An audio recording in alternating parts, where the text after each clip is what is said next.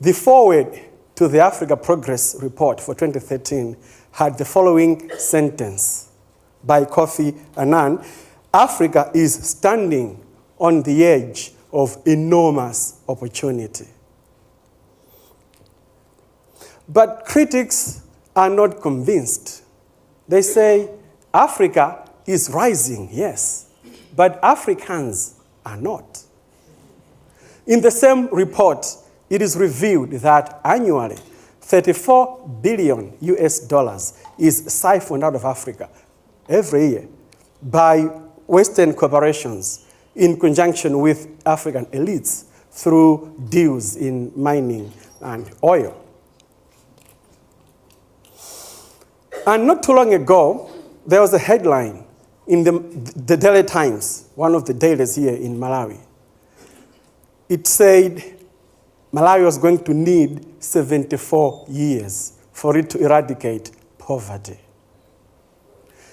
When I saw the headline, I thought of the Malawians who have already had their poverty eradicated and those who haven't. I thought of the contradictions that stare you in the face. We have glamorous shopping complexes sitting side by side with dilapidated market squares, only separated by very dusty, fully potholed Devil Street. I thought of this particular stretch in Old Town, Lilongwe. You've got one of Malawi's best and most successful banks. Next to it is a chain grocery store. And next to that is a very expensive restaurant.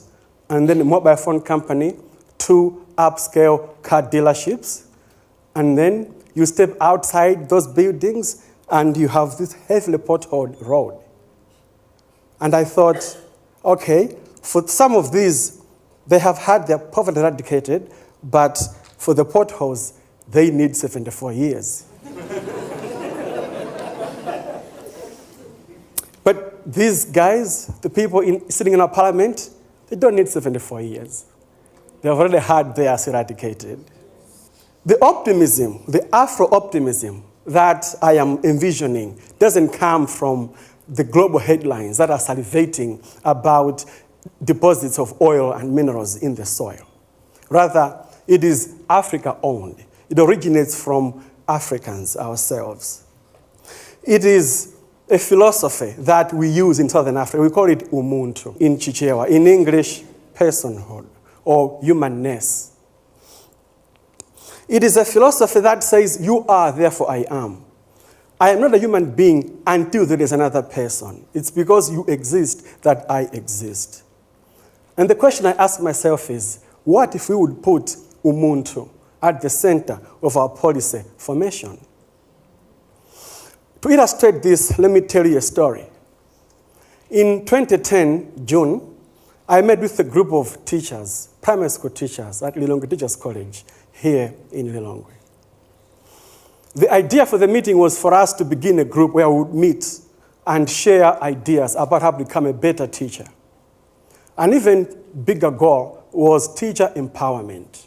How do teachers address the helplessness and the hopelessness they feel about the conditions of school in Malawi, about education in the country?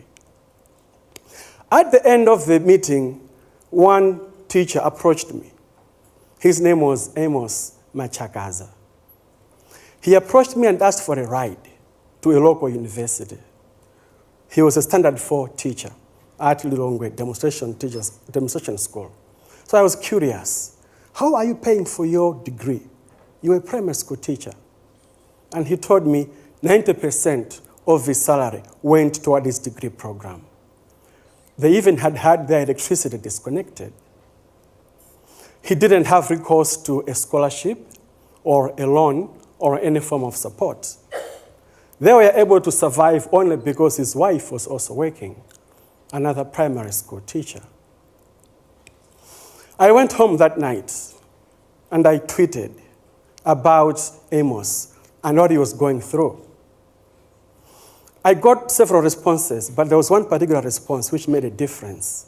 It came from Hastings Fukula Nyeka Nyeka, a friend of mine, a former classmate of mine from Standard 8 back in the days. Fukula promised to support Amos until he finished his degree, and he did.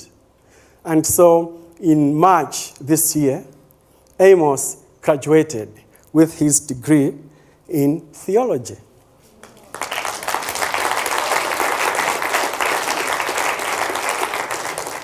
He has since enrolled for a master's degree at the same university. And then in November 2012, last year, the Malawi News, a weekly newspaper here, published a story about Mike Demesteb Nkhoma. Mike Demesteb Nkhoma dropped out of school in Form 1, first year of secondary school in Malawi. He couldn't afford the school fees.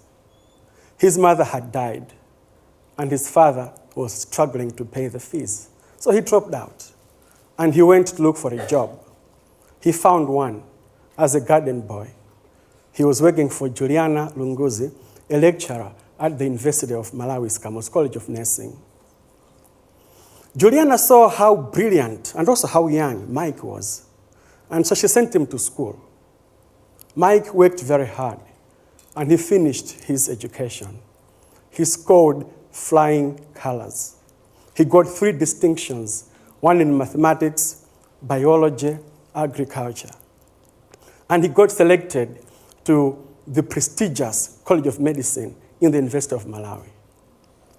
And so in November last year, Mike graduated as a medical doctor and is now practicing at Malawi's biggest referral hospital, Queen Elizabeth Central Hospital.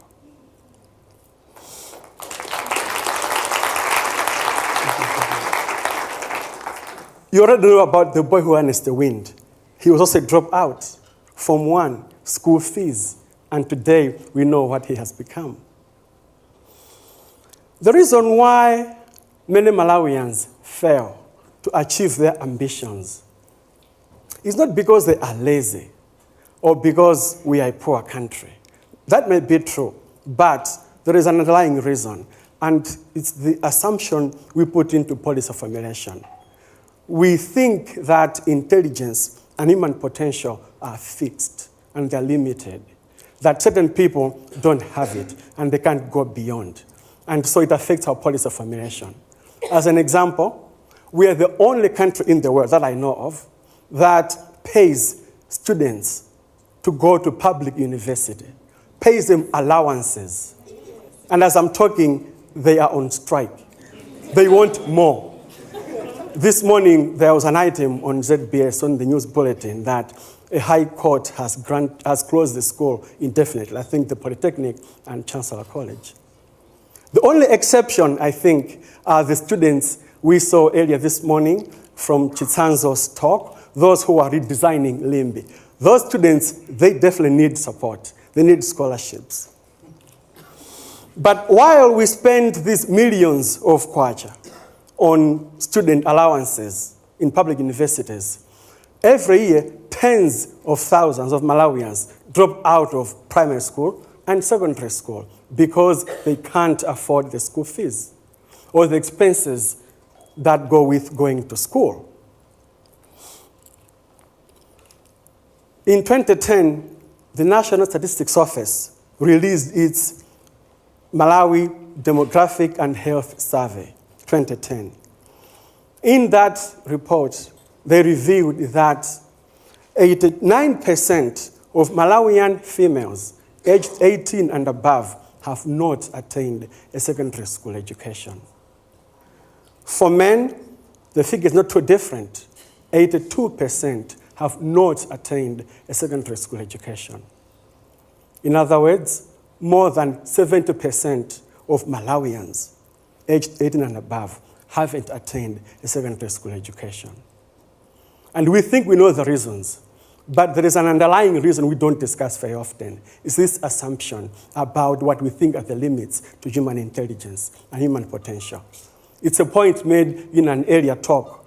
I think it's the most watched TED talk ever by Sir Ken Robinson. We saw it this morning earlier. But the stories that I've shared with you today defy these assumptions. They defy these challenges. They are stories that inspire me and many Malawians. They are stories that make me believe about the coming rebirth of Malawi and of Africa. And they are the reasons why I still believe in Umuntu. Once again, happy Africa Day to all of you. Thank you.